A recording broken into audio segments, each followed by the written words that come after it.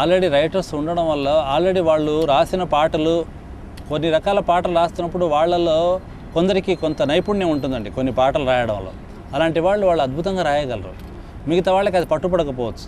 అంటే వాళ్ళు చదువుకున్న సాహిత్యం కానీ చూసిన జీవితం, వాళ్ళ అనుభవం ఇవన్నీ మనం క్యాలిక్యులేట్ చేసుకున్నప్పుడు ఒక రైటరు ఒక మాస్ పాటలు రాస్తూ ఆ మాస్ పాటల ద్వారా హిట్ అయితే అలాంటి పాటలే ఇస్తారండి. ఒక మంచి లిరికల్ వాల్యూస్ ఉన్న పాట రాసిన వాళ్ళు అలాంటి పాటలతో బాగా పాపులర్ అయిన వాళ్ళకి ఆటోమేటిక్గా అలాగే వెళ్తాయి. సినిమా అంతే, ఎప్పుడైనా ఒక టైప్ ఆఫ్ ఇమేజ్ వచ్చిన తర్వాత హీరోలు కూడా కానివ్వండి అలాంటి క్యారెక్టర్లోనే వాళ్ళని చూస్తారు జనం. ఇంకా వేరే క్యారెక్టర్లో చేస్తే వాళ్ళు యాక్సెప్ట్ చేయలేరండి. ఈవెన్ హీరోయిన్లు కానివ్వండి, ఈవెన్ డైరెక్టర్లు కూడా.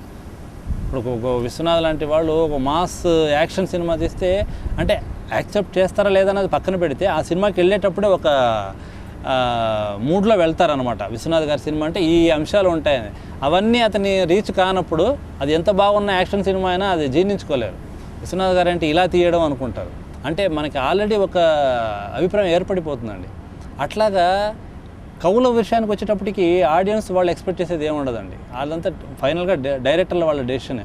ఈ రైటర్ అయితే ఇలాంటి భావాలు అద్భుతంగా చెప్పగలడు, నేను రాసుకున్న సబ్జెక్ట్కి కరెక్ట్గా అయితే రీచ్ అవ్వగలడు అనే ఉద్దేశంతో అలాంటి రైటర్స్ని వాళ్ళు చూస్ చేసుకుంటారండి. ఎందుకంటే ఆల్రెడీ వాళ్ళు రాసిన దాన్ని బట్టి.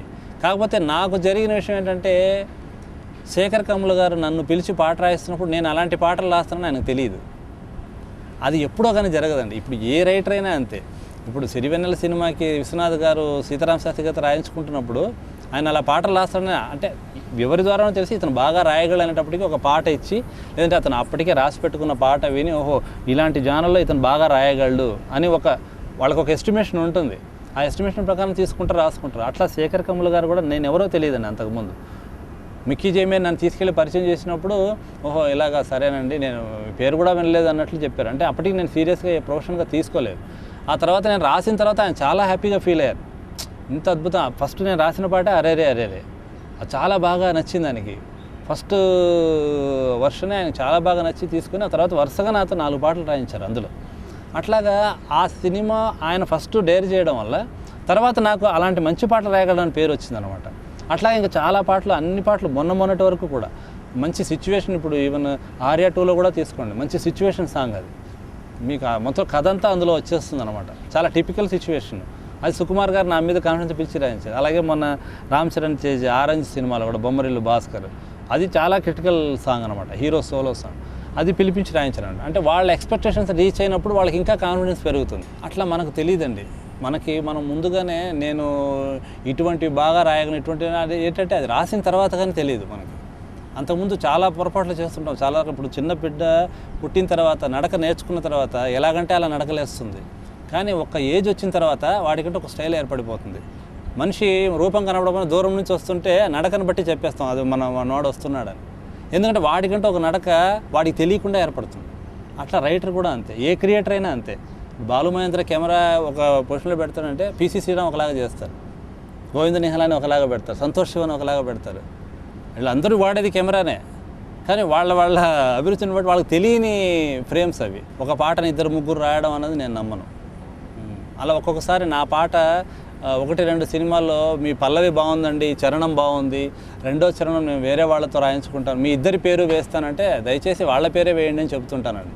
ఎందుకంటే ఇద్దరి పేర్లు వేసి ఏ లేని ఎవరు రాశారో, ఏ భావం ఎవరిదో అన్నది ఉండదండి. యాక్చువల్గా మొదటి సినిమా టైం తీసుకుంటే అది 99లో వచ్చిందండి. ఇప్పుడు చూస్తే 10 ఇయర్స్. కానీ నేను ఎప్పుడు సీరియస్గా తీసుకోలేదు ప్రొఫెషన్గా. హ్యాపీ డేస్ నుంచే నేను ఈవెన్ జర్నలిస్ట్ కూడా ఉద్యోగం కూడా మానేసి తర్వాత సీరియస్గా నేను ప్రొఫెషనల్ రైటర్ 2007 నుంచే అనమాట. 2007 నుంచే నేను ఇందులో ఉన్నానని అనుకుంటాను. ఒక 2 ఇయర్స్ అనమాట ఇప్పటికీ.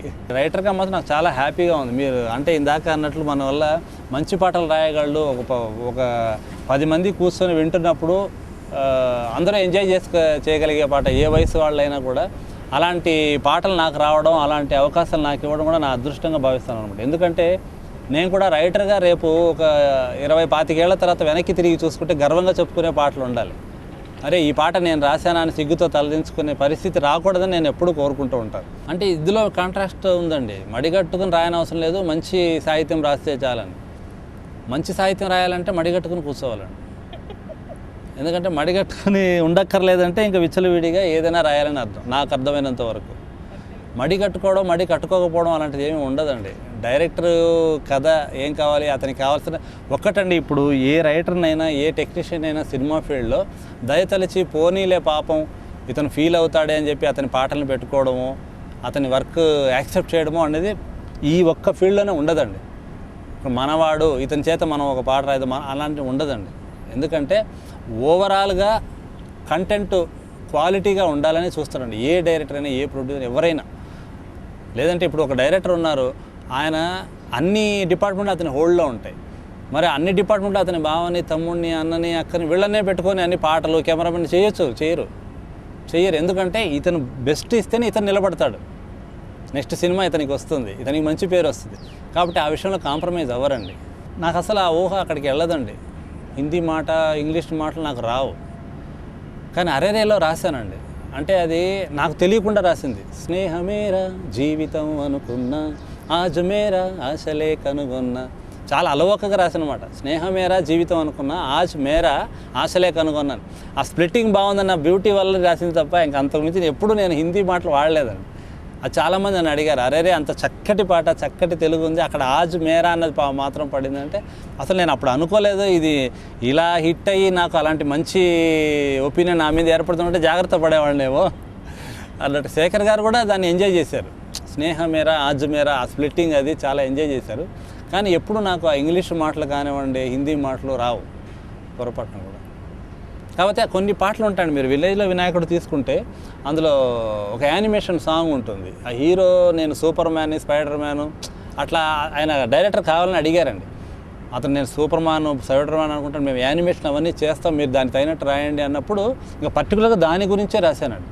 సూపర్ మ్యాన్ బ్రదర్ని, స్పైడర్ మ్యాన్ కజిన్ని, బాడీలోనే ఫ్యాట్ మ్యాన్, బరిలోనే బ్యాట్మ్యాన్, నాతో ఢీ కొడితే నేనే వెరీ బ్యాడ్ మ్యాన్, కృష్ణి ష్రెక్ని మించిన శక్తిమాన్, చిన్నపిల్లలవన్నీ తీసుకొని ఆ టామ్ అండ్ జెర్రీ టైపులో silly fightings very bore, Holyfield, Mike Tyson, mask of Zorro, ఈ మాటలన్నీ పెట్టి అంటే ఫన్నీగా రాసిన పాట. అంతకుమించి కావాలని హిందీ మాటలు, ఇంగ్లీష్ మాటలు అనేది అంటే మ్యాక్సిమం తెలుగు రాయడానికి ఇష్టపడతాను.